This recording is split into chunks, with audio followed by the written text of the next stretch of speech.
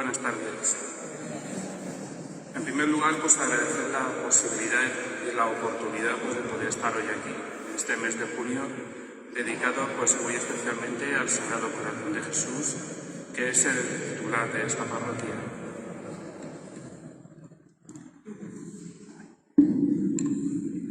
Gracias. Pues en primer lugar, es agradecimiento y en segundo lugar, pues presentarme, que no me conocen y por lo tanto, pues lo más importante es saber quién nos habla y de qué nos va a hablar. Me llamo Vicente, soy vicario de la parroquia de San Juan de Ávila, de Alicante, y realicé mi tesis doctoral sobre un tema pues bastante extraño, en el sentido de que era un tema en una universidad laica, como la Universidad de Alicante, y que versaba sobre la espiritualidad del Sagrado Corazón de Jesús en los siglos XVI, XVII y XVIII. Un tema, como digo, pues un poco extraño para una universidad laica. A veces los caminos del Señor son un poco inescrutables.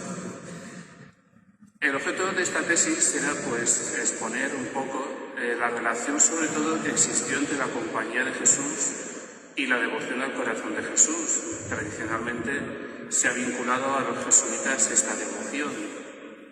El Padre Hoyos, el beato Padre Hoyos, es pues evidentemente el apóstol de la devoción al Corazón de Jesús en España, que tiene como epicentro la ciudad de Valladolid.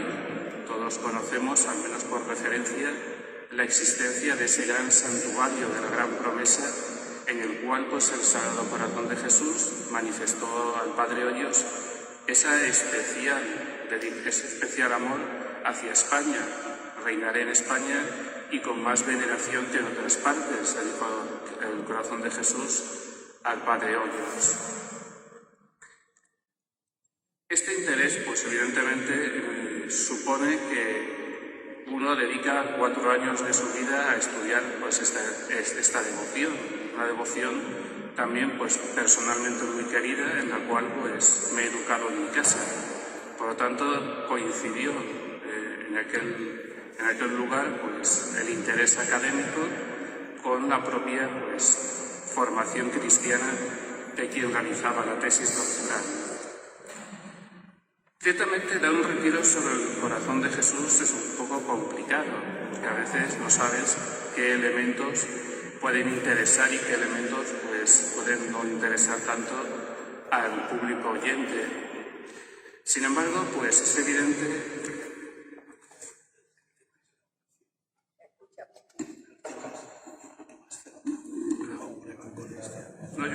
Bueno, el tema es la audición, que no se oye bien.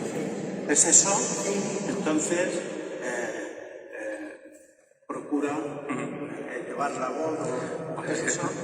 Porque ellos están ansiosos por escuchar. Vale, pues vamos. Bien, pues es la falta de práctica de dar retiros. Generalmente uno se limita a hacer la homilía y eso pues lo domina más que hablar así en público en este sentido. Bien, como decía, el hacer un retiro sobre la devoción al Sagrado Corazón de Jesús entraña una dificultad porque no sabemos el oyente qué le puede interesar. Estamos hablando de una devoción que tiene muchos aspectos. Tradicionalmente pues nos centramos en uno, pero tiene muchos aspectos. La historia de esta devoción no solo pues se centra en Santa Margarita María de Alacoque, sino que tiene pues evidentemente unos antecedentes, un desarrollo histórico que a veces pues al gran público no les suena mucho. Todos pues evidentemente conocemos las revelaciones de Santa Margarita María de Alacoque y con eso pues hemos ido creciendo a lo largo de toda nuestra infancia y de nuestra formación cristiana. Sin embargo, pues la historia de la devoción al Sagrado Corazón de Jesús es más rica. Es evidente, como decía el Papa Pío XII, que la Iglesia no la ha promovido ni la ha ofrecido a los fieles simplemente basándose en las revelaciones de Santa Margarita María de Alacoque, con todo pues el respeto y el aprecio y la aprobación que han recibido a lo largo de los siglos. El mismo Papa afirmaba en su encíclica Aurietis Aquas, que es la gran encíclica de la devoción al corazón de Jesús, que esta devoción pues tiene evidentemente un arraigo principalmente en la revelación. La Iglesia, siempre que aprueba una devoción o la propone a los fieles, es porque está contenida en algunos aspectos en la revelación, Sagrada Escritura y tradición de la Iglesia. Por lo tanto, es importante pues tener estos fundamentos claros, es decir, en las Sagradas Escrituras encontramos referencias al corazón de Cristo.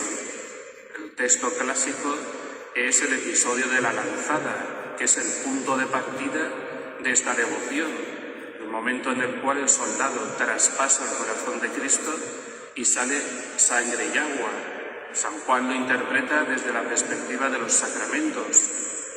Más tarde los santos padres contemplarán este episodio como el nacimiento de la Iglesia. Del mismo modo que Dios creó a Eva de la costilla de Adán, Cristo dio a luz a la Iglesia con su costado traspasado. Esta es la primera reflexión que hace la tradición de la Iglesia acerca de la devoción o espiritualidad del Sagrado Corazón de Jesús. Los santos padres de momento no nos hablan del corazón físico, simplemente se centran en la herida del costado, que será el objeto de atención pues, de toda la tradición de la Iglesia hasta el siglo XVI o XVII, en el cual pues, empieza a aparecer el corazón como objeto de la devoción. Es importante tener esto así de claro porque esto será motivo de conflicto con quienes se opongan a la devoción, que afirmarán que si empezamos por dar culto al corazón de Cristo, terminaremos dando culto al pie o a la mano. Este será el argumento, por ejemplo, que esgrimirán los ilustrados y los pansenistas en el siglo XVIII. Por lo tanto, los santos padres fijan su atención en la herida del costado.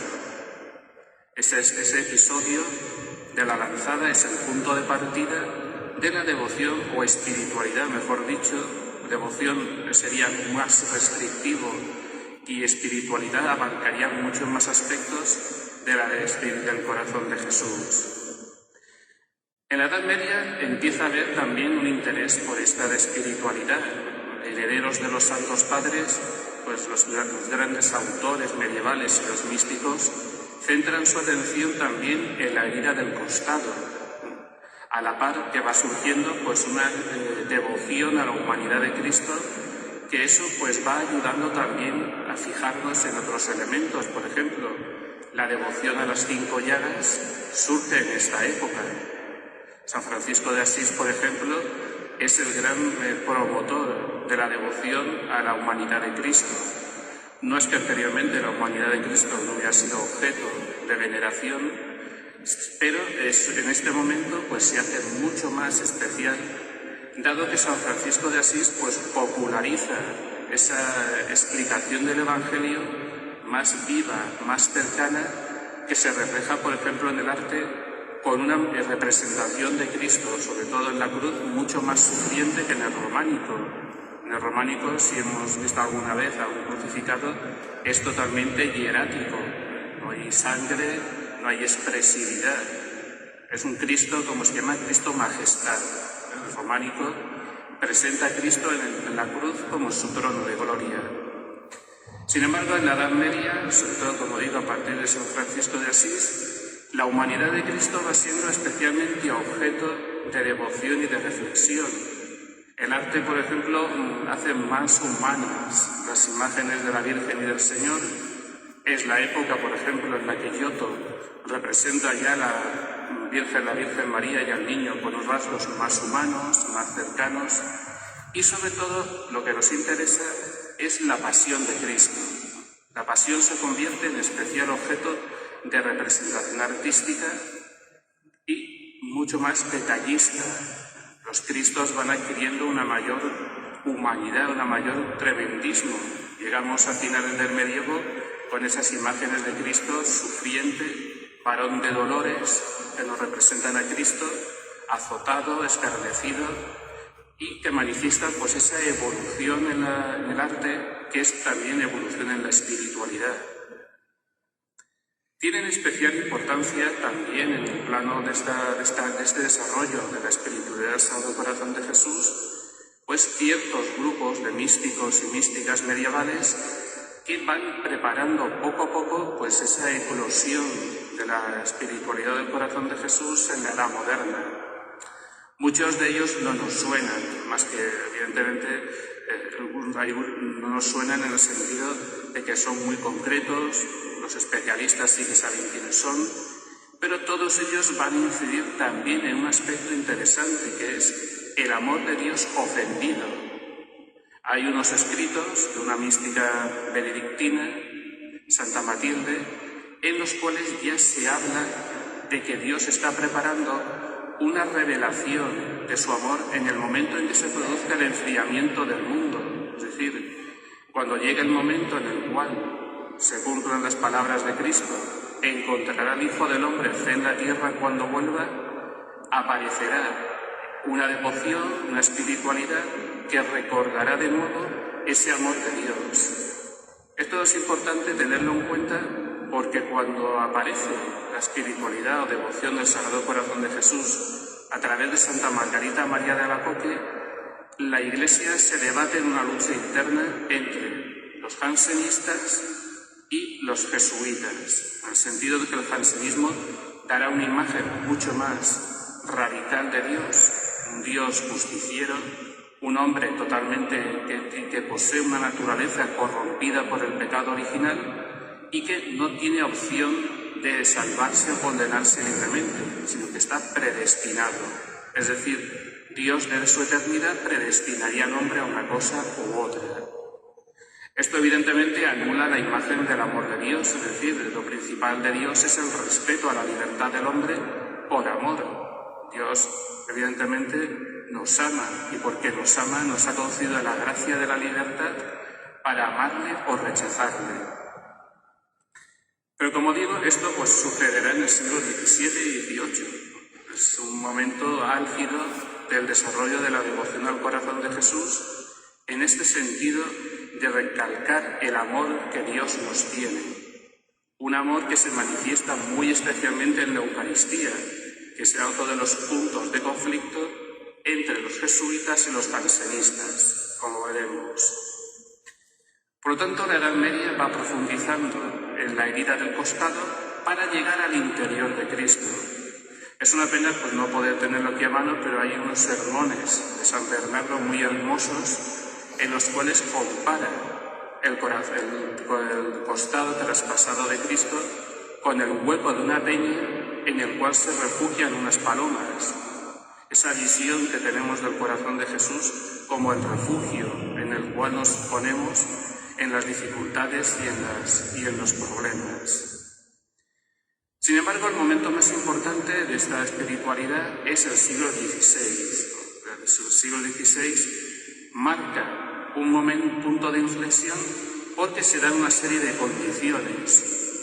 Tenemos por un lado la Reforma protestante, con ese rechazo del libre albedrío, esa visión un tanto negativa de la naturaleza del hombre, y sobre todo un aspecto importante que es la cuestión eucarística, en el sentido de que los reformados, tanto Lutero como Calvino, rechazan la presencia real de Cristo en la Eucaristía.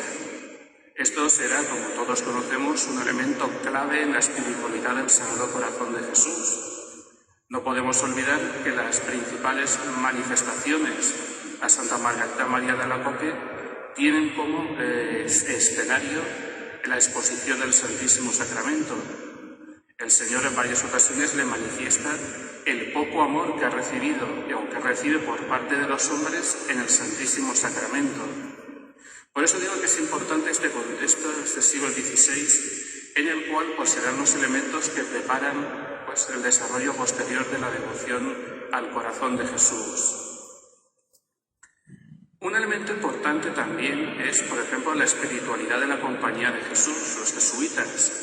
Los jesuitas surgen en el siglo XVI y van a ser pues, los protagonistas de esa especie de contraofensiva católica que va a permitir recuperar, no todo, pero sí en parte, los territorios que la Reforma había arrebatado. Y es evidente que en ello pues tiene un papel importante San Ignacio de Loyola. San Ignacio de Loyola es una de las figuras clave para comprender pues ese proceso de reforma católica que se inicia en el siglo XVI y que se prolonga hasta mediados del siglo XVII. Todos conocemos un poquito pues la vida de San Ignacio de Loyola y de cómo pues su experiencia personal de conversión le sirve para ayudar a los demás, porque está en la base de los ejercicios espirituales. Es decir, los ejercicios espirituales de San Ignacio es la puesta en escrito de su propia experiencia para ayudar a los demás. Es evidente también que la figura de Cristo ocupa un lugar importante en la vida de San Ignacio, no solo, evidentemente, por la centralidad de Cristo en su espiritualidad, sino porque para San Ignacio Cristo es el centro. De ahí esa idea de las dos banderas, de los dos reyes, el reino de Dios, el rey que es Cristo, el reino del mundo y el reino del diablo. Esa meditación que tiene San Ignacio de las dos banderas. Por lo tanto, San Ignacio tiene un importante elemento de cristocentrismo. Cristo ocupa un lugar central. Él lo hereda a su vez por influencia de la devoción moderna, que es una corriente de espiritualidad que también influye en la devoción al corazón de Jesús y en la cual pues ocupa un lugar central Cristo. La devoción moderna lo que propone es una vuelta a las raíces, menos teología especulativa y sí una mayor cercanía a las Sagradas Escrituras y a los Santos Padres. Esta corriente de espiritualidad influirá posteriormente en otros autores como Santa Teresa de Jesús, que es la gran defensora de la devoción o del culto a la humanidad de Cristo después de haber pasado por una experiencia negativa. Después de la lectura del tercer abecedario espiritual de Francisco de Osuna, Santa Teresa mantiene una cierta reticencia hacia la humanidad de Cristo, pero al final ella en sus escritos manifiesta la utilidad de contemplar la humanidad de Cristo para la meditación. Es decir, la encarnación es el centro, evidentemente, de toda nuestra fe. San Francisco de Sales, por ejemplo, también es otro autor que tiene un influjo bastante importante en el desarrollo de la espiritualidad del Sagrado Corazón de Jesús, en el sentido de que él funda la Orden de la Visitación, que es la orden en la cual está Santa Margarita María de Alacoque. Y el escudo de la Orden de la Visitación es un corazón traspasado por dos flechas, imitándose un poquito el escudo de San Agustín. Otros autores espirituales también se ven influidos, es decir, si cogiéramos, por ejemplo, la historia de la Compañía de Jesús, veríamos que incluso San Francisco de Borja, San Pedro Canisio, tienen referencias en sus escritos espirituales al corazón de Cristo. Y sobre todo, pues la famosa acción de gracias, el Anima Christi, que es una de las principales expresiones de esta espiritualidad. Algunos autores cambian el alma de Cristo por corazón de Cristo en una de las letanías de esta oración.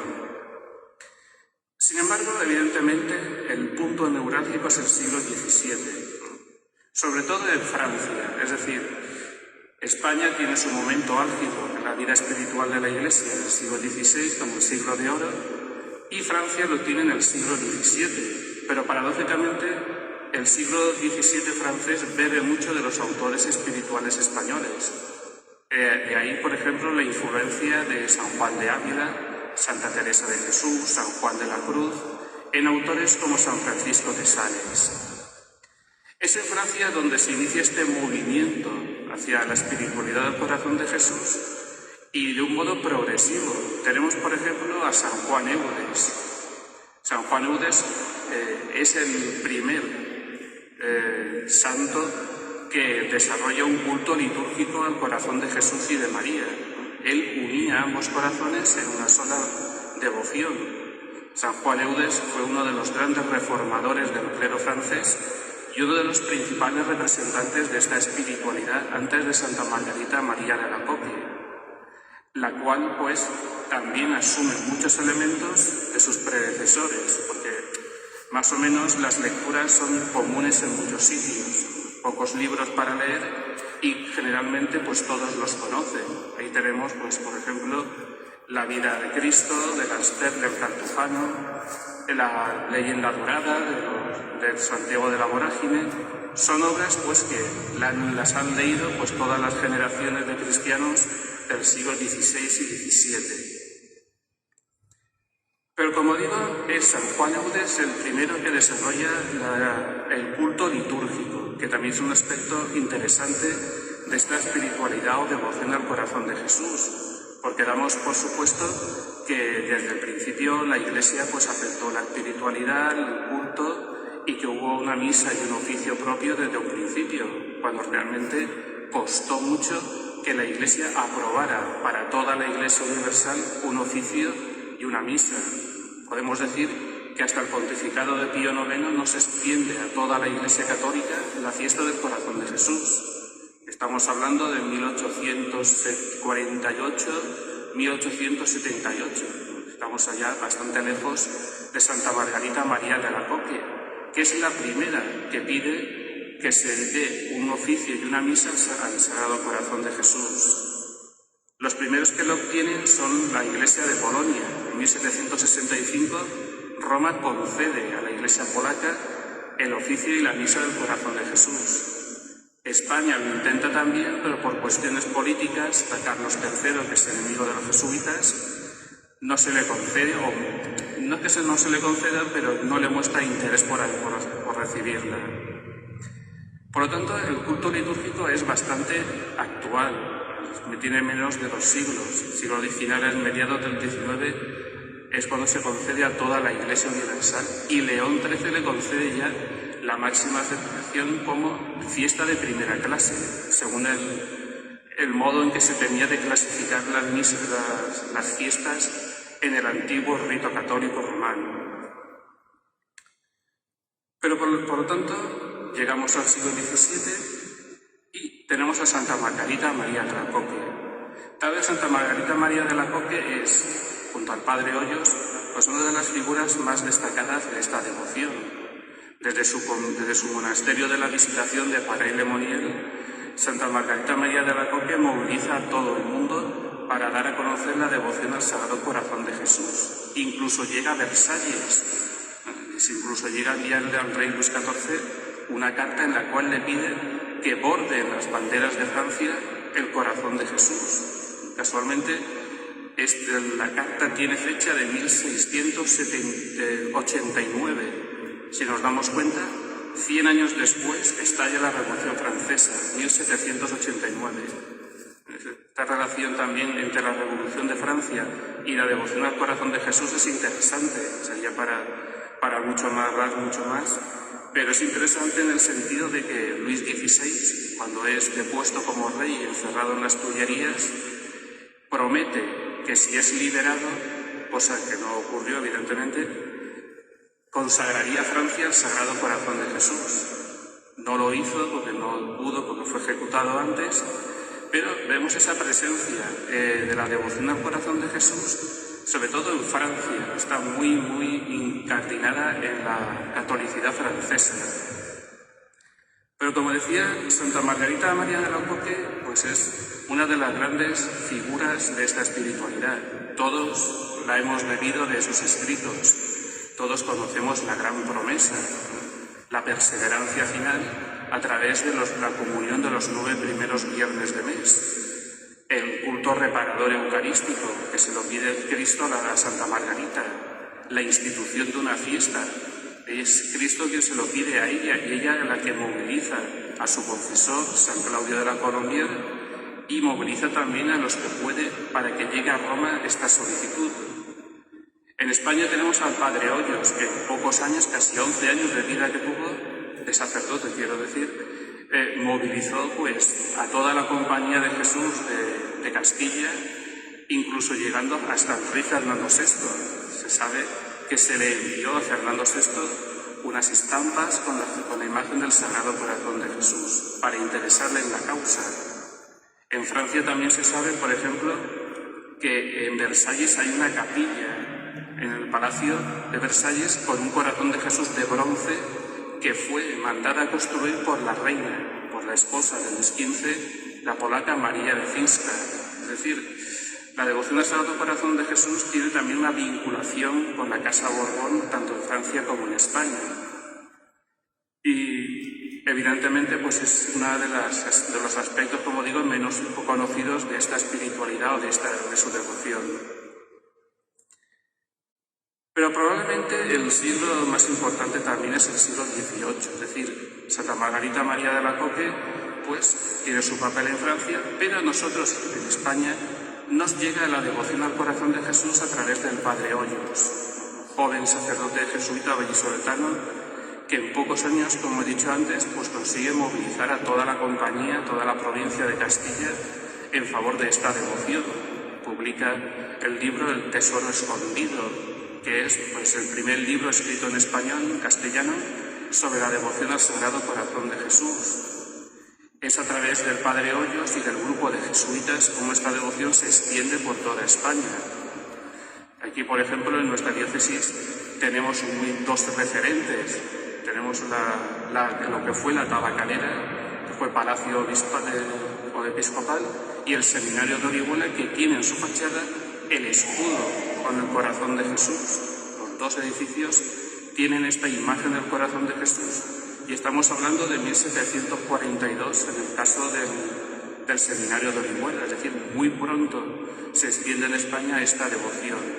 Por lo tanto, es un momento importante en el desarrollo de esta devoción que desgraciadamente se verá truncado por la muerte del Padre Hoyos y por la expulsión de los jesuitas. En 1767 los jesuitas son expulsados y con ellos, pues evidentemente, la devoción al Sagrado Corazón de Jesús experimenta un paréntesis en España hasta el siglo XIX, que es cuando, restaurada la compañía, entra con fuerza esta devoción en España, hasta el punto que el Papa Pío VII concede esta vez sí a España el oficio y la misa del Sagrado Corazón de Jesús.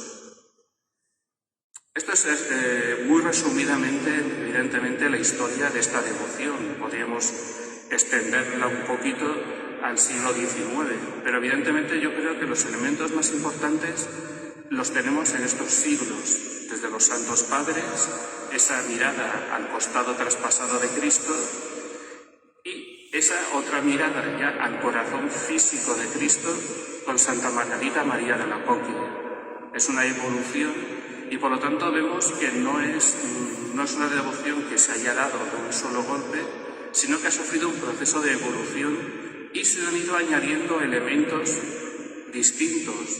La humanidad el centro de la centralidad de la humanidad de Cristo, la centralidad de la Eucaristía. Es imposible disasociar el corazón de Jesús de la Eucaristía. Sería difícil porque la expresión más alta del amor de Cristo es la Eucaristía. Y allí está Él realmente, en cuerpo, sangre, alma y divinidad. Y es importante porque en el momento en que se produce esta unión de estos dos elementos, en la Iglesia o en Occidente se estaba cuestionando esa presencia real. La Reforma Protestante por un lado y después los jansenistas por el otro, con la cuestión de la comunión frecuente. Es decir, los jansenistas consideraban en su rigorismo moral que la Eucaristía era un premio para los justos y no una medicina para los pecadores, lo cual supuso una caída de la práctica sacramental bastante grave. Antiguamente no se comulgaba diariamente, como hoy día, sino cada 8 días o en Pascua Florida. Pero con el jansenismo la práctica sacramental cae, evidentemente, porque si la Eucaristía es concebida como un premio para los justos, ¿quién es justo? Evidentemente esto supone, pues evidentemente, un problema y un obstáculo a la práctica sacramental. De ahí la importancia que tiene la práctica de los 9 primeros viernes de mes, una práctica que se introduce, o que la pide el Señor, para fomentar la comunión. Por lo menos los primeros viernes de mes el Señor le pedía a Santa Margarita que en honor suyo recibiera la gente la Eucaristía, Esto supone un estímulo. Evidentemente los jansenistas se escandalizan porque piensan que es banalizar el sacramento eucarístico, pero evidentemente supone un desafío a esa moral rígida que desarrollan los jansenistas. Por lo tanto, estos elementos, como digo, van poco a poco añadiéndose y evidentemente configuran lo que hoy conocemos como la devoción al Sagrado Corazón de Jesús, que yo personalmente prefiero llamarlo espiritualidad, porque devoción restringe un poquito pues, lo que es esta espiritualidad. No en vano, el Papa Pío XI afirmaba que era la forma más perfecta de vida cristiana, la devoción al Sagrado Corazón de Jesús. Evidentemente, ninguna devoción agota la vida del creyente. Las devociones, al fin y al cabo, son unos medios para alentar en nosotros el amor a Dios, la participación de los sacramentos y, por lo tanto, no agotan. Pero sí que, evidentemente, esta devoción conlleva unos elementos que sí que nos ayudan pues, a ver cuál es la síntesis del cristianismo. En primer lugar, evidentemente, la centralidad de Cristo. Cuando nosotros ponemos nuestros ojos en el corazón de Cristo, estamos viendo al mismo Cristo, en el sentido de que, como decía Santo Tomás, la parte define al todo. Venerar el corazón de Cristo es venerar a Cristo entero. No hay una dicotomía entre una separación entre el corazón y la persona, sino que el corazón de Jesús es Jesús mismo. En segundo lugar, evidentemente, el amor a Dios. El corazón tradicionalmente ha sido representado como el lugar donde reside el amor, los sentimientos. Ciertamente que desde el punto de vista médico o fisiológico esto no es así. En aquella época de Santa Margarita sí que se pensaba, pero de todas formas la tradición siempre ha visto en el corazón el símbolo del amor. Ahí tenemos, por ejemplo, las representaciones de San Agustín con ese corazón ardiente, San Francisco Javier con ese corazón ardiente también, etcétera, que ponen de manifiesto cómo el corazón, que es el centro de la persona, es evidentemente el lugar donde reside el amor. También evidentemente tiene un significado sacramental, es decir, la devoción o espiritualidad al Sagrado Corazón de Jesús nos invita a participar en los sacramentos como manifestación del amor de Dios por los hombres. No en vano, como he dicho al principio, los santos padres ven en el corazón traspasado de Cristo el origen de los sacramentos. San Juan Crisóstomo lo dice muy literalmente o muy físicamente en el sentido que del mismo modo que Dios, el Padre, creó al hombre de la costilla del Adán dormido, creó a la mujer de la costilla del hombre dormido, así Dios creó a la Iglesia de Cristo, el nuevo Adán, a través de su costado traspasado.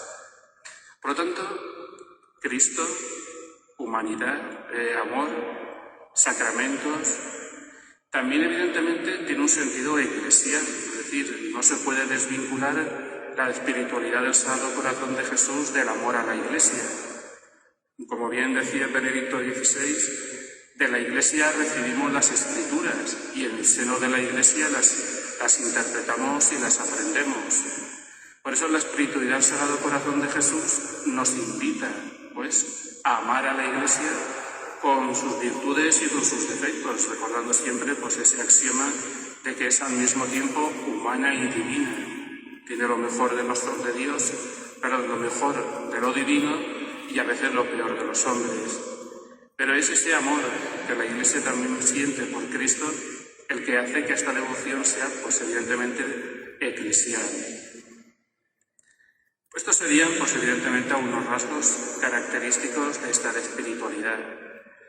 Finalmente, pues es evidente que estamos ante una espiritualidad que de unos años para aquí, evidentemente, ha caído un poco en desuso. Desgraciadamente hoy día la espiritualidad del Sagrado Corazón de Jesús ha quedado pues muy limitada, no porque evidentemente deje de ser actual, porque ¿cómo va a dejar de ser actual Cristo, el amor, la humanidad, la Iglesia, los sacramentos?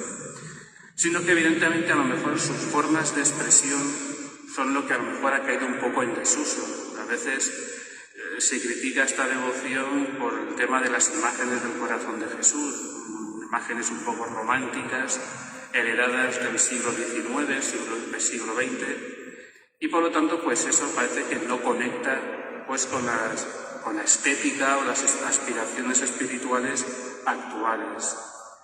Sin embargo, pues es evidente que la espiritualidad del Sagrado Corazón de Jesús es intemporal, es decir, como digo, es algo que remite a lo fundamental del cristianismo y que evidentemente pues nos invita todos los días a renovar pues, esa presencia del amor de Dios en medio de nosotros.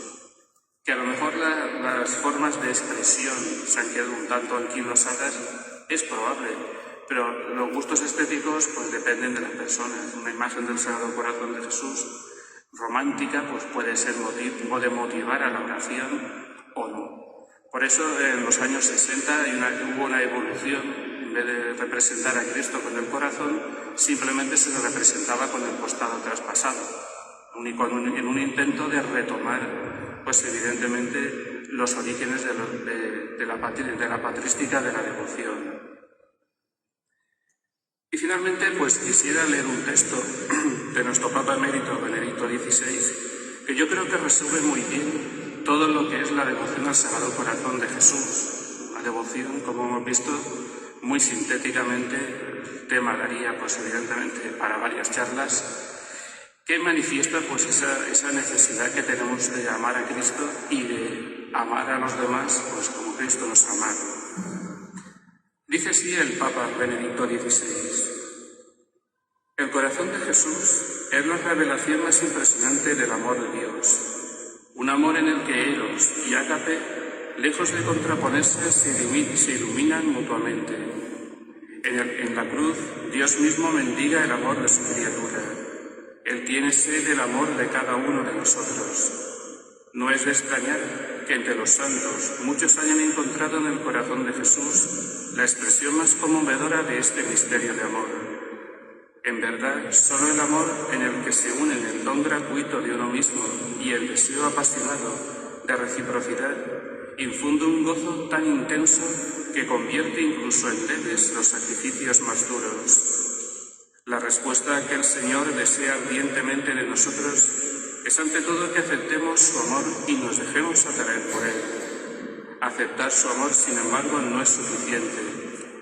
Hay que corresponder a ese amor y luego comprometerse a comunicarlo a los demás. Cristo me atrae hacia sí, para unirme a mí, para que aprenda a amar a los hermanos con su mismo amor. Pues yo creo que estas palabras del Papa Benedicto resumen muy bien lo que he intentado exponer tan sintéticamente y que constituye pues el núcleo esencial de la espiritualidad del Sagrado Corazón de Jesús. Luego pues el Señor nos inspira a cada uno cómo vivirla, cómo llevarla a práctica y cómo darla a conocer a los demás, porque es evidente que tenemos un tesoro en la Iglesia, que es la espiritualidad del Sagrado Corazón de Jesús, que no es un tesoro para quedarnos nosotros solos, sino para darlo a conocer a los demás. Muchísimas gracias por su atención.